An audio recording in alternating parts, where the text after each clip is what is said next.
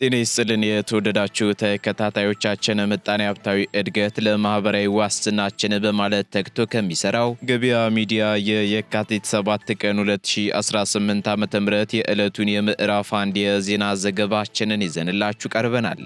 የዜና ዘገባችንን ስፖንሰር ያደረገልን አጋራችን ደግሞ የሮሃ ፎሬክስ ቢሮ ነው። በዜና ዘገባችን ላይ የሮሃ ፎሬክስ ቢሮን የዕለቱን የውጭ ምንዛሬ ተመን መረጃ እናጋራችኋለን። በዜናዎቻችን ላይ ደግሞ የተመረጡ ምጣኔ ሀብታዊ ማህበራዊና ሌሎች ወቅታዊ እንዲሁም አዳዲስ ጉዳዮችን አካተናል። እንድትከታተሉን እንጋብዛችኋለን። በቅድሚያም አርዕስቶችን ጠቅላይ ሚኒስትር ዶክተር አብይ አህመድ የባህር በር ተጠቃሚነትን በሰላማዊ ትብብር ማረጋገጥ ይገባል ሲሉ በአፍሪካ ህብረት የመሪዎች ጉባኤ ላይ ተናገሩ። ከዚህ በተጨማሪም በጉባኤው ላይ የተነሱ ጉዳዮችን በዝርዝር ይዘናል የምናጋራችሁ ይሆናል። ኢትዮ ቴሌኮም እና ሳፋሪኮም ኢትዮጵያ የዋጋ ጭማሪ ማድረጋቸው ተገለጸ። ለመሆኑ እነዚህ ተቋማት የጨመሩት የዋጋ መጠን ስንት ነው? በዝርዝር እናጋራችኋለን። በትላንትናው ዕለት ጋብቻን በተመለከተ በተለያዩ የማህበራዊ ሚዲያዎች ሲዘዋወር የነበረው መረጃ ፍጹም ስህተት ነው ሲል ሚኒስቴር መስሪያ ቤቱ አስተባበለም። ሙሉ መረጃውን በዝርዝር ይዘነዋል። ከባህር ማዶ መረጃዎቻችን መካከል ደግሞ የሁለቱ ሀገራት ፍጥጫ እየተካረረ በመጣበትና በዓለም ትልቁ የአሜሪካ የጦር መርከብ ወደ መካከለኛው ምስራቅ ባቀናበት በዚህ ወቅት ፕሬዝዳንት ትራምፕ ኢራን ላይ ጥቃት ለመፈጸም ወታደራዊ እርምጃን እያጤኑ ነው መባሉ ተሰምቷል። በሌላ በኩል የአርካሳስ ግዛት ሴናተር ኢራን መደበኛ ሀገር አይደለችም ሲሉ ማስጠንቀቃቸው የቀጠናውን ውጥረት አባብሶታል ተብሏል። በዝርዝር ይዘነዋል። ከሀገሪቱ ጋር ውጥረት ውስጥ የገባችው ጃፓን የቻይናን መርከብ በቁጥጥር ስር መዋሏ ተሰማ። በዚህም ይህ የቻይና መርከብ በቁጥጥር ስር የዋለበትን ምክንያት የጃፓን ባለስልጣናት ተናግረዋል። በዝርዝር እናጋራችኋለን። የተወደዳችሁ የገበያ ሚዲያ ተከታታዮቻችን እነዚህንና ሌሎች ኢኮኖሚያዊ፣ ማህበራዊና ፖለቲካዊ መረጃዎቻችንን ይዘንላችኋል። አሁን ደግሞ በዝርዝር ወደምንመለከታቸው መረጃዎቻችን እናልፋለን።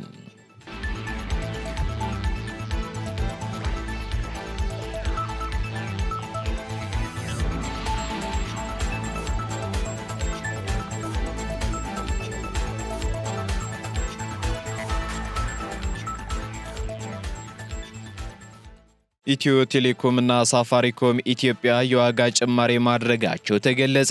የኢትዮጵያ መንግስት በውጭ እርዳታ ላይ ያለውን ጥገኝነት በመቀነስ ራሱን የቻለ የአደጋ መከላከያ አቅም ለመገንባት በሚያደርገው ጥረት ከየካቲት 1 ቀን 2018 ዓ.ም ጀምሮ በቴሌኮም፣ በባንክ፣ በነዳጅና በሌሎች ቁልፍ የኢኮኖሚ ዘርፎች ላይ አዲስ የክፍያ መመሪያ ተግባራዊ ማድረግ እንደሚጀምር በገለጸው መሰረት በኢትዮጵያ የሚንቀሳቀሱት ሁለቱም የቴሌኮም ኦፕሬተሮች ማለትም ኢትዮ ቴሌኮም እና ሳፋሪኮም ኢትዮጵያ የሀገሪቱን የአደጋ መከላከል አቅም ለማሳደግ የሚውለውን የ5% ክፍያ ተግባራዊ ማድረግ መጀመራቸው ተገልጿል። ከዚህ ቀደም በፍቃደኝነት ላይ ተመስርቶ ይከናወን የነበረው የአደጋ መቋቋሚያ መዋጮ አሁን ላይ በአስገዳጅነት እንዲቀጥል የተወሰነው በተለይም ከዓለም አቀፍ ለጋሾች ጋር በተያያዘ የሚከሰቱ የድጋፍ መቆራረጦችን በሀገር ውስጥ አቅም ለመተካት ታስቦ እንደሆነ የአደጋ ስጋት ስራ አመራር ኮሚሽን ከዚህ ቀደም ማስታወቁ ይታወሳል። ኮሚሽነር ዶክተር ሽፈራው ተክለማርያም የፈረሙት ይህ መመሪያም ሀገር በቀል የመቋቋም አቅም ግንባታ ስትራቴጂ አካል ሲሆን ለአደጋ ዝግጁነት አስተማማኝና ቀጣይነት ያለው የፋይናንስ ምንጭ ለመፍጠር ያለመ ነውም ተብሏል። ይህ አዲሱ የፋይናንስ ማዕቀፍ ከቴሌኮም ዘርፍ ባለፈ ሰፋ ያሉ የኢኮኖሚ መስኮችን ያካተተ ሲሆን በባንክና በማክሮ ፋይናንስ ተቋማት የሚሰጡ ብድሮች እንዲሁም በመድን ኩባንያዎች የሚሰበሰቡ ፕሪሚየሞች ላይ የ1% ክፍያ እንዲደረግም ተደንግጓል።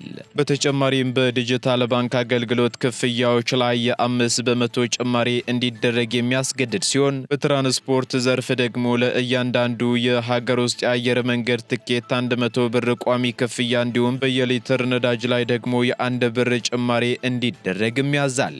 ከአገልግሎት ዘርፉ ባሻገር እንደ ፓስፖርት፣ ቪዛና የንግድ ፈቃድ ባሉ የመንግስት አስተዳደራዊ አገልግሎቶች ላይ የ200 ብር ቋሚ ክፍያ የተጣለ ሲሆን አምራቾችና አስመጪዎችም በተለይም በኬሚካል በትንባሆና በአልኮል ምርቶች ላይ እንደየዘርፉ ባህሪ ከ1 እስከ 5 በመቶ የሚደርስ መዋጮ እንዲያደርጉም ይገደዳሉ።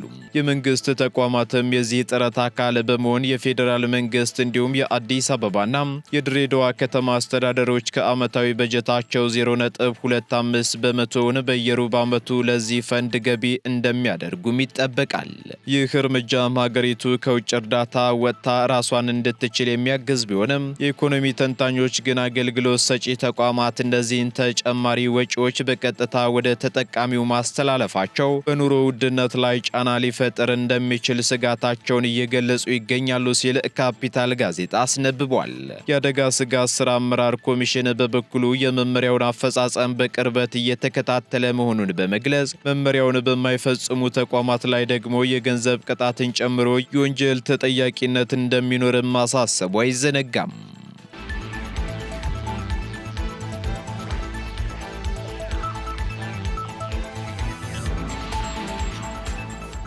ኢትዮጵያ የባህር በር ተጠቃሚነትን በሰላማዊ ትብብር ለማረጋገጥ እንደምትሰራ አስታወቀች። ኢትዮጵያ የባህር በር ተጠቃሚነቷን በሰላማዊ ትብብርና በጋራ ልማት መርህ ለማረጋገጥ ቁርጠኛ መሆኗን ጠቅላይ ሚኒስትር ዶክተር አብይ አህመድ ተናግረዋል። ጠቅላይ ሚኒስትሩ ይህንን የተናገሩት በአዲስ አበባ እየተካሄደ በሚገኘው 39ኛው የአፍሪካ ህብረት የመሪዎች ጉባኤ ላይ ባደረጉት ንግግር ሲሆን ከ130 ሚሊዮን በላይ ህዝብ ያላትን ሀገር ቀጣይነት ያለው የኢኮኖሚ እድገት ለማረጋገጥ ከተቀረው ዓለም ጋር የሚያገናኙ አማራጭ የባህር በሮች መኖራቸው ለቀጠናው መረጋጋትና ብልጽግና ወሳኝ መሆኑን አብራርተዋል። ይህ የባህር በር ፍላጎት በጎረቤት ሀገራት ላይ የሚቃጣም ሳይሆን በህዝቦች መካከል ያለውን ትስስር የሚያጠናክርና ለምስራቅ አፍሪካ የጋራ እድገት መሰረት የሚጥል መሆኑንም ጠቅላይ ሚኒስትሩ አስገንዝበዋል። ኢትዮጵያ አህጉራዊ ትስስርን ለማጠናከርም በምታደርገው ጥረት የኢትዮጵያ አየር መንገድ ትልቅ ድርሻ እያበረከተ መሆኑን የጠቀሱት ጠቅላይ ሚኒስትሩ ይህንኑ ይበልጥ ለማሳደግም በአፍሪካ ግዙፍ የሆነ አዲስ የኤርፖርት ግንባታ መጀመሩንም ለጉባኤው ይፋ አድርገዋል። በመሰረተ ልማት ዘርፍም እየተከናወኑ ያሉ ተግባራትን በተመለከተም ንግግር ያደረጉት ዶክተር አብይ ዲጂታል ኢትዮጵያ 2030 የተሰኘው ስትራቴጂካዊ ቀደም የሀገሪቱን የቴክኖሎጂ ሽግግር ወደ አዲስ ምዕራፍ እያሸጋገረው እንደሚገኝ ገልጸዋል። የዘንድሮው የህብረቱ ጉባኤ ትኩረት በሆነው የውሃ ሀብት አጠቃቀም ላይ ንግግር ያደረጉት ጠቅላይ ሚኒስትሩ ውሃ የክርክር ምንጭ ሳይሆን የልማትና የሰላም መሳሪያ መሆን እንዳለበትም አሳስበዋል። ለዚህም ደግሞ የታላቁ የኢትዮጵያ ህዳሴ ግድብ ለጎረቤት ሀገራት ጭምር የኤሌክትሪክ ኃይል በማጋራት የትስስር ተምሳሌት መሆኑንም አብራርተዋል። የውሃ ሀብትን በፍትሐዊነት መጠቀም ለአፍሪካ የጋራ ብልጽግና ቁልፍ መሆኑንም አጽንኦት ሰጥተዋል። ከዚህ ባሻገርም በጉባኤው ላይ የተገኙት የጣሊያን ጠቅላይ ሚኒስትር ጆርጂያ ሜሎኒ በበኩላቸው ሀገራቸው ከአፍሪካ ጋር ያላትን ግንኙነት በእውነተኛ እኩልነትና በማቲ ፕላን አማካኝነት ለማጠናከር እንደምትሰራ ገልጸዋል። የአፍሪካ ህብረት ኮሚሽን ሊቀመንበር መሐመድ አሊ ዩሱፍ በበኩላቸው አፍሪካ ጥሬ ዕቃዎችን ከመላክ ወጥታ ምርቶቿን እሴት ጨምራ ለገበያ በማቅረብ የራሷን እድል በራሷ መወሰን እንዳለባትም አሳስበዋል። ሊቀመንበሩ በሱዳንና በሶማሊያ ስላለው የጸጥታ ሁኔታም ስጋታቸውን ገልጸው ዘላቂ ሰላም እንዲሰፍንም ጥሪ አቅርበዋል።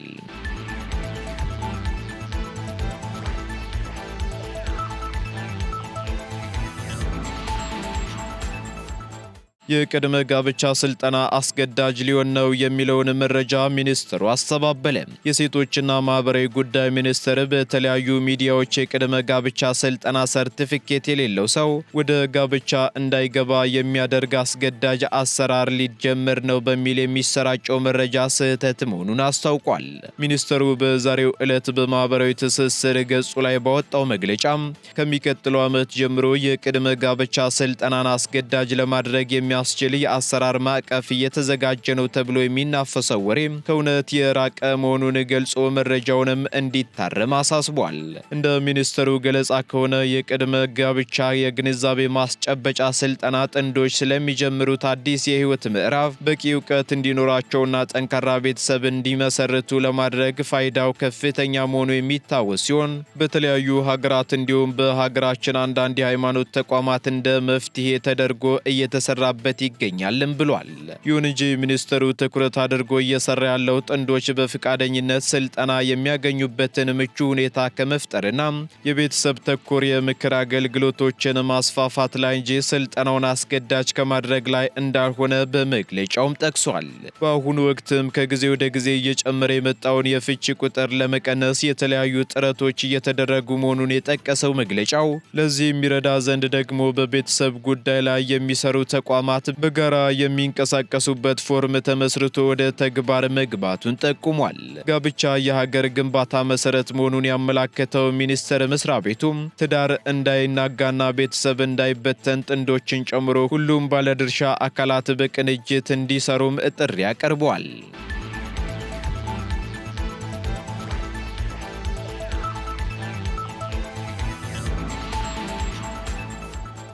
ግብር ከፋዮች ዘንድ እየታየ የመጣውን የዜሮ የኪሳራና የክሬዲት ሪፖርት አቅራቢዎች ቁጥር መጨመር የሚያስቀር አዲስ ስልታዊ እቅድ እየተዘጋጀ ነው ተባለም። በገቢዎች ሚኒስቴር በመካከለኛውና በከፍተኛ ግብር ከፋዮች ዘንድ እየታየ የመጣውን የዜሮ የኪሳራና የክሬዲት ሪፖርት አቅራቢዎች ቁጥር መጨመርን ለመግታት የሚያስችል አዲስ ስልታዊ እቅድ እየተዘጋጀ መሆኑ ተገልጿል።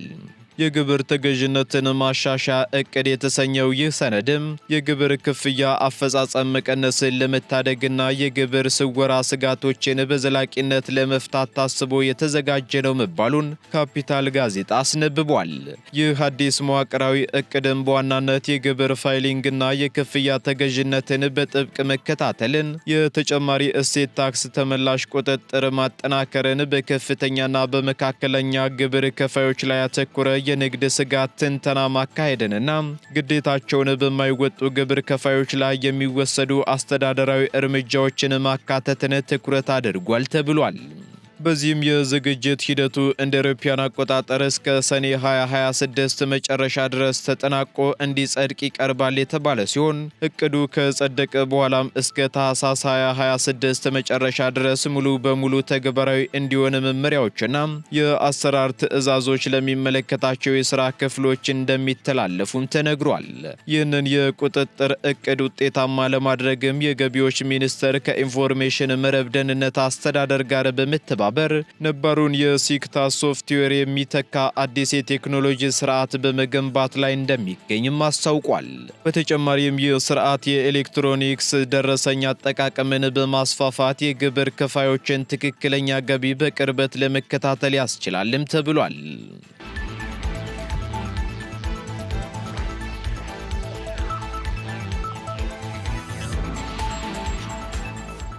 ቀጥለናል ውድ ተከታታዮቻችን። አሁን ደግሞ ከውጭ ወደ ያዝንላችሁ መረጃዎቻችን እንሸጋገራለን።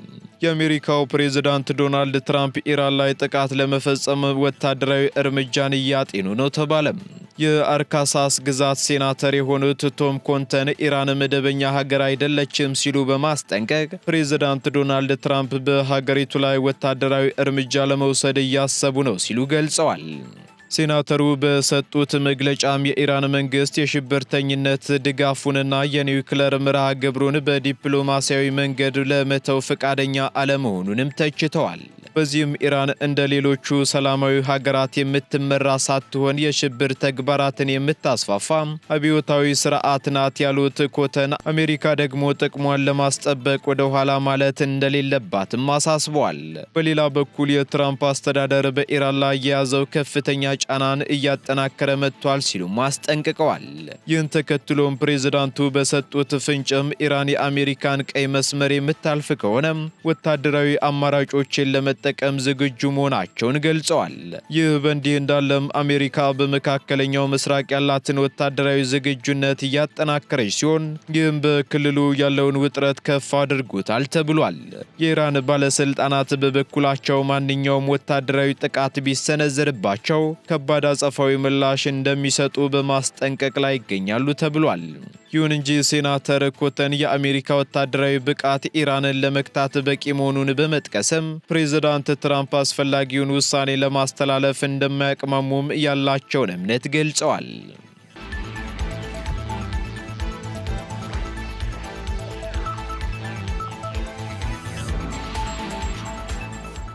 ከቤጂንግ ጋር ውጥረት ውስጥ የገባችው ጃፓን የቻይናን መርከብ በቁጥጥር ስር መዋሏ ተሰማም።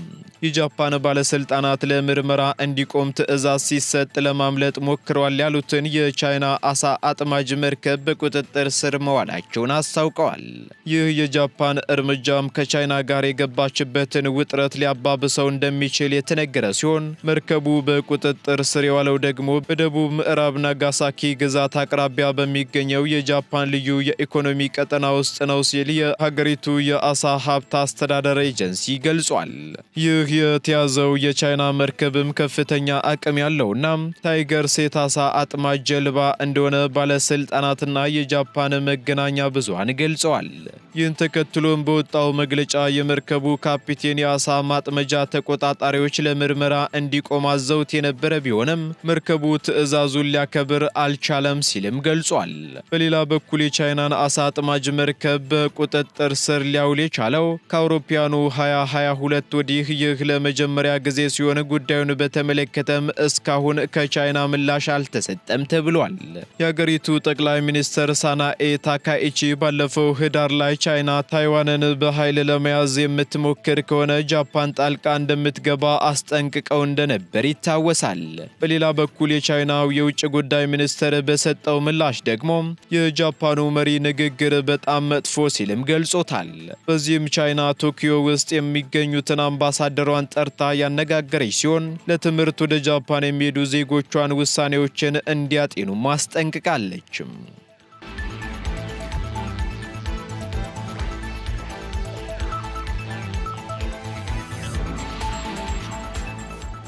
ቀጥለናል ውድ ተከታታዮቻችን። በመጨረሻም የሮሃ ፎሬክስ ቢሮን የዕለቱን የውጭ ምንዛሬ ተመን መረጃ እናጋራችኋለን። አንድ የአሜሪካ ዶላር 179 ብር ከ33 ሳንቲም እየተገዛ 182 ብር ከ91 ሳንቲም እየተሸጠ ይገኛል። ፓውንድ ስተርሊንግ 235 ብር ከ41 ሳንቲም እየተገዛ 240 ብር ከ11 ሳንቲም እየተሸጠ ይገኛል። ዩሮ ደግሞ 205 ብር ከ25 ሳንቲም መግዣው ሲሆን መሸጫው ደግሞ 209 ብር ከ35 ሳንቲም ሆኗል።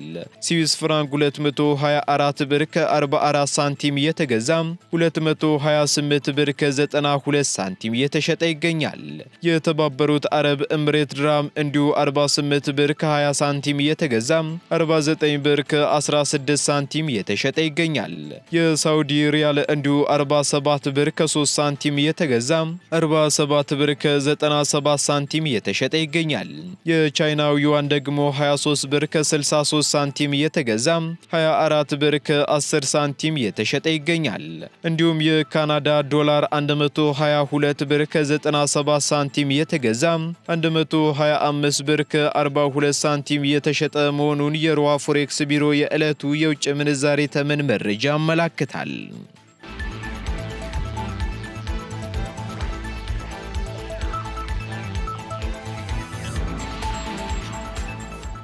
የተወደዳችሁ የገበያ ሚዲያ ተከታታዮቻችን ለምዕራፍ አንድ ያዝንላችሁ ኢኮኖሚያዊ፣ ማህበራዊና ፖለቲካዊ መረጃዎቻችን እነዚህን ይመስሉ ነበር። አዳዲስ እንዲሁም ትኩስ ኢኮኖሚያዊ፣ ማህበራዊና ፖለቲካዊ መረጃዎቻችንን ለማግኘት ታዲያ የገበያ ሚዲያን እንድትወዳጁ እንጋብዛለን። ሰናይ ጊዜን ተመኘን።